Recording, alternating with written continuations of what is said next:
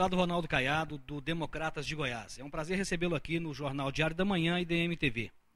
Deputado, o senhor foi citado recentemente como um dos 33 parlamentares mais influentes no Congresso Nacional. E como digno representante de Goiás, como é que o senhor vê essa deferência que a mídia nacional lhe presta, lhe reconhece? Olha, em primeiro lugar, eu quero poder dividir essa classificação feita pelos jornalistas, certo? Me colocando entre os 33 parlamentares mais influentes com toda a população goiana. É uma confiança que o povo de Goiás tem para comigo em 5 eleições para o Legislativo, eu sempre podendo continuar representando o Estado de Goiás naquela casa. Isso, sem dúvida alguma, nos impõe ainda muito mais obrigações do que direitos, não é? E eu, nessa hora, tenho a responsabilidade redobrada de poder lutar pelo meu Estado de Goiás, poder lutar pelo setor produtivo, poder lutar pelas áreas das quais eu conheço bem, como a saúde, a educação, a situação da agropecuária goiana e brasileira, temas que são polêmicos e que exigem posições claras. Essa é a minha função, neste momento, respondendo pela liderança do Democratas, já que o líder ACM Neto está em campanha em Salvador para disputando a eleição da capital da Bahia.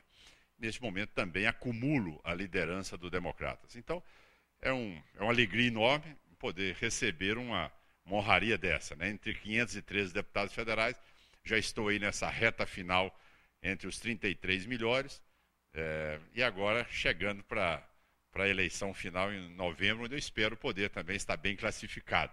E desde já pedindo também o voto dos eleitores para poderem participar no momento que podem acessar o Congresso em Foco e dar o voto para o deputado Ronaldo Caiado.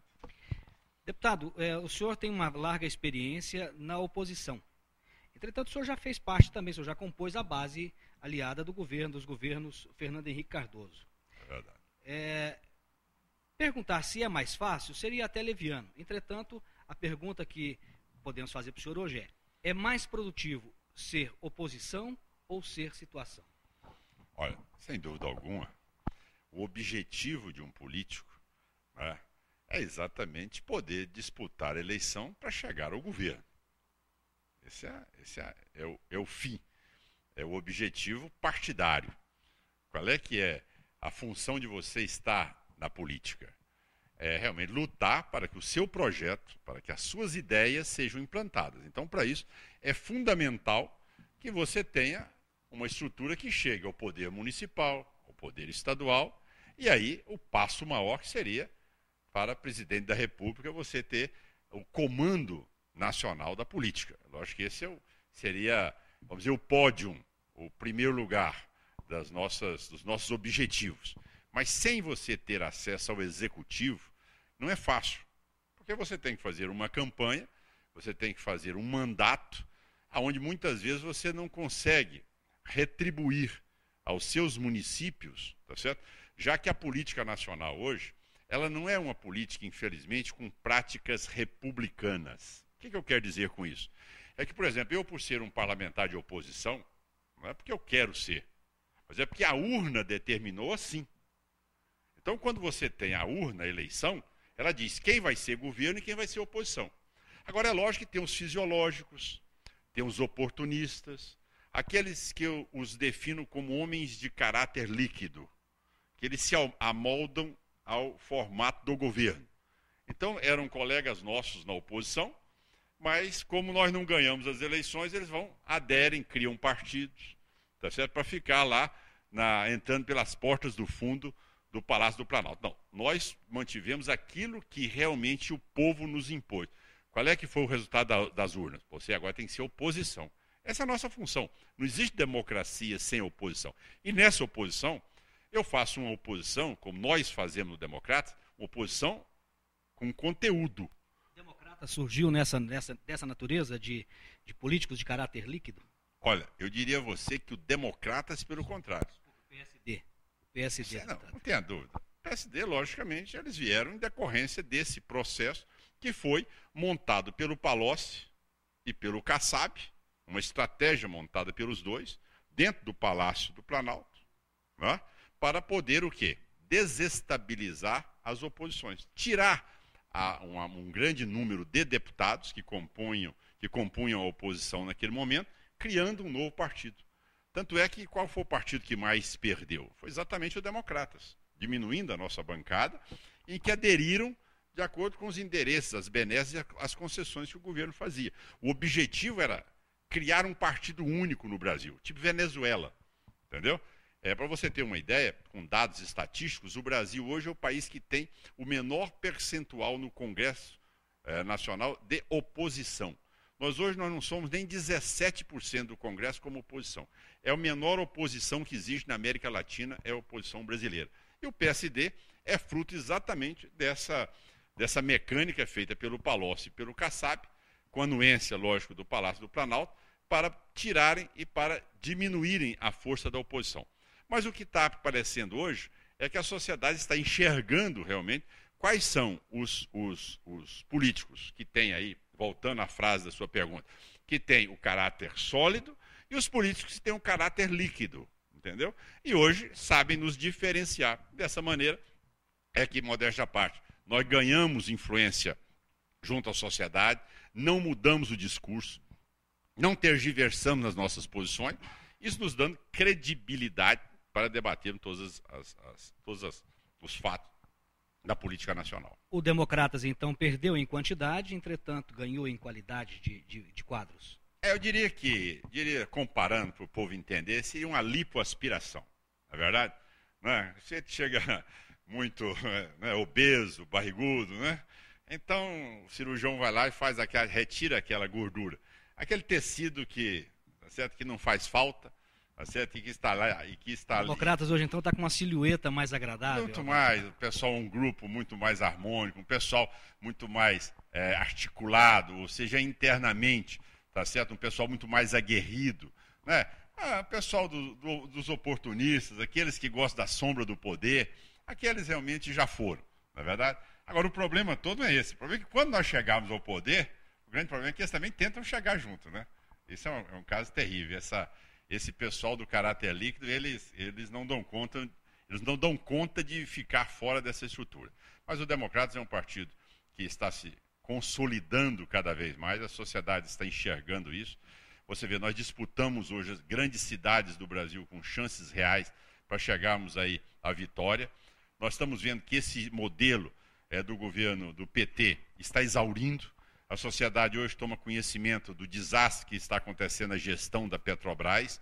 Hoje, o atual presidente tendo que explicar para o Brasil que a Petrobras foi, sem dúvida nenhuma, privatizada pelo PT, passou a ser uma Petrobras, não é? Onde ali é muito mais uma estrutura de benesses e concessões à estrutura do PT.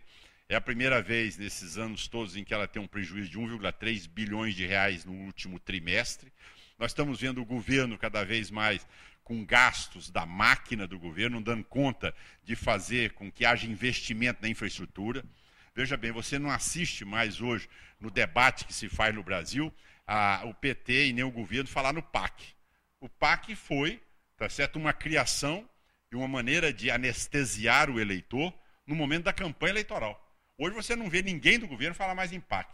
Minha Casa Minha Vida, as ferrovias, as hidrovias, enfim, a logística necessária para a Copa do Mundo, tudo isso desapareceu do mapa e agora a presidente da República se curva àquilo que nós sempre falamos que seria o necessário. Ou seja, hoje ela busca parceiros na livre iniciativa porque o modelo que ela desenhou para a população é um modelo que não é verdadeiro, é um modelo que não tem como sobreviver e hoje ela realmente quer parceria, está privatizando as rodovias, os portos, os aeroportos, as grandes obras nacionais. Então a população está vendo que está enganada. Além, sem dizer aí, o veto da presidente da República à área da saúde. Hoje, se você fizer pesquisa em qualquer município do país hoje, o número 1, longe do segundo lugar, é exatamente o caos na saúde. O caos por quê? Porque o governo hoje nega repasse de verba à saúde. A única emenda que tinha com esse objetivo de aumentar a verba para a saúde foi vetada pela presidente da República há poucos dias. Agora mesmo, Nós temos um projeto na Câmara tramitando, com 10% também da receita para a educação. O governo também já está obstruindo a votação desse projeto para não ter a vinculação de 10% também para a educação. Então você vê que é um governo que desenhou uma euforia enorme, tá certo? Saiu da crise de 2009 endividando o cidadão brasileiro, botou o cidadão hoje para ter crédito consignado para tudo, empréstimo em todas as áreas.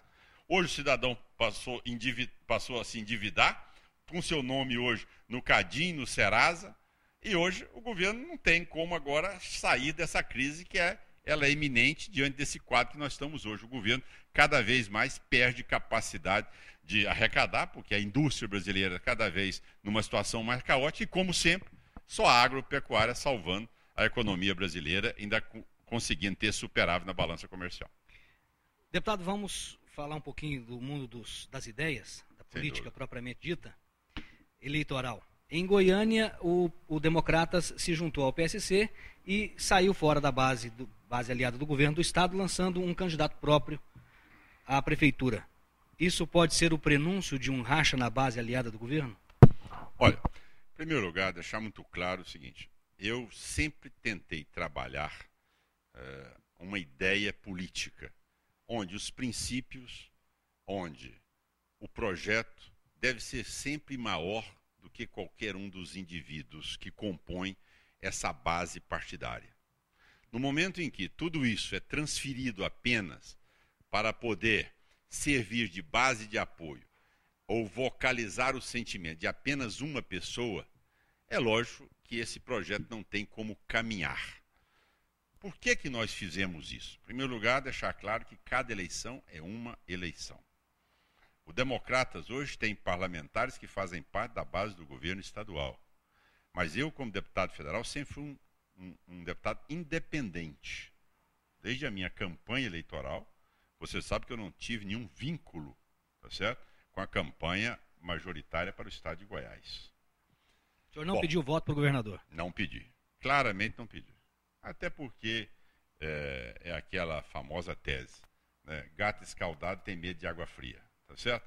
Então é o seguinte, eu realmente sempre tentei criar em Goiás aquilo que nós estamos iniciando novamente aqui.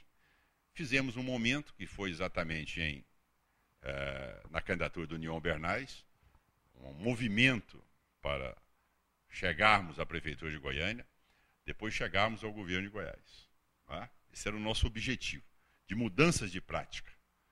Infelizmente, as práticas elas não mudaram tanto.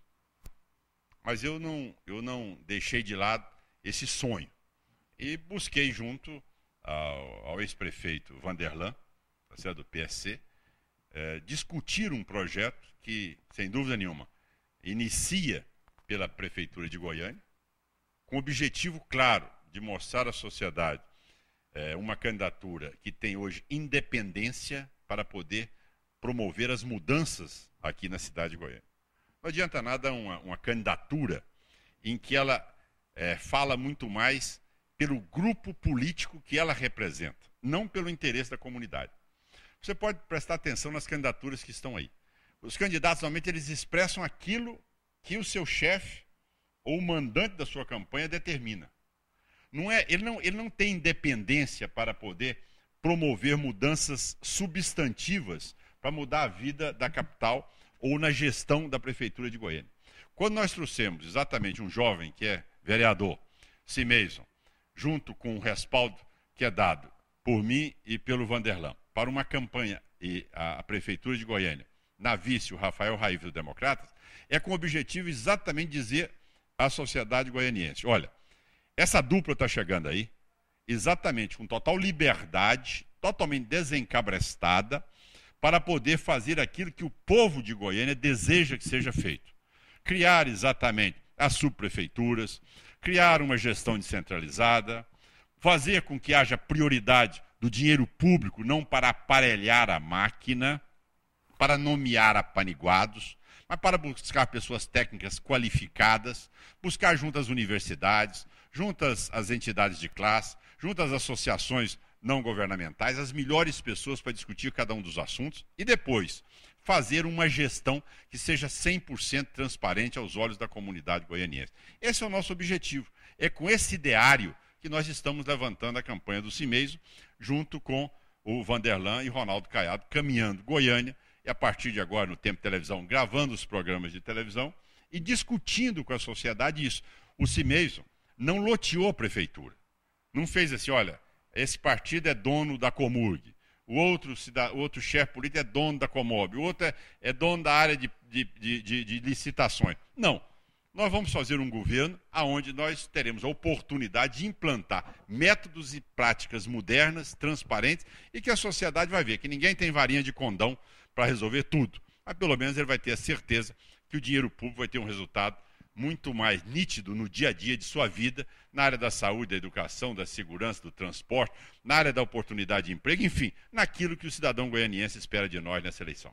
Para 2014, então, para a gente encerrar, para 2014 é possível prever uma nova frente política para o governo do Estado?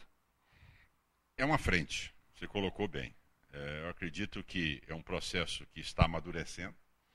É o sentimento tanto do Ronaldo Caiado quanto do Vanderlan, é de discutirmos esse processo em 2014, tá certo? Junto com todo o povo goiano, e mostrarmos que o que nós queremos é exatamente mudar os métodos, tá certo? Que estão sendo aplicados em Goiás até hoje para governar o Estado. É mudar isso. E para isso, para se propor mudança, você tem que ter pessoas que sejam independentes. Pessoas que tenham independência moral e intelectual para poderem propor essas mudanças. Do contrário, você fica na mesmice. Ou seja, o discurso de campanha é uma coisa, a prática e a gestão é outra, totalmente diferente. E daí o desencanto da população com muitos políticos e neste momento da campanha eleitoral. Vocês mesmos colocaram aí na manchete do jornal, do Diário da Manhã, tá certo? Eleição envergonhada. Para alguns. Graças a Deus eu faço parte de um grupo, de um pequeno grupo de políticos que pode andar pelas ruas de Goiás e do Brasil afora de cabeça erguida. Eu nunca na minha vida, tá certo, desonrei o voto de um eleitor meu, e muito menos da política goiana. Então, eu acho que nós temos que mostrar para a sociedade, tá certo, que não se pode generalizar, e que nós temos que entender que a campanha eleitoral, o dia da eleição, é exatamente um dia de esperança. E ela não pode ser frustrada mais uma vez. Por isso é que eu peço sempre que o eleitor reflita muito na sua opção como candidato. Não quem tem máquina de governo, quem tem máquina de prefeitura, mas quem tem realmente capacidade, credibilidade e coragem, mais do que nunca, para promover as mudanças que a sociedade deseja. É com esse objetivo que nós queremos fazer 2012 e 2014, discutir, sim, o governo do Estado de Goiás faz parte desse pensamento do grupo que propõe essa nova frente pensante para alterar a política goiana. Deputado Ronaldo Caiado, muito obrigado pela sua participação. O senhor é sempre muito bem-vindo no Diário da Manhã e no DMTV. Tenha uma boa tarde e um bom trabalho para o senhor. Eu que agradeço a DMTV e também a oportunidade do jornal Diário da Manhã por essa entrevista aí, podendo falar a milhares de goianos e a toda a população. Muito obrigado.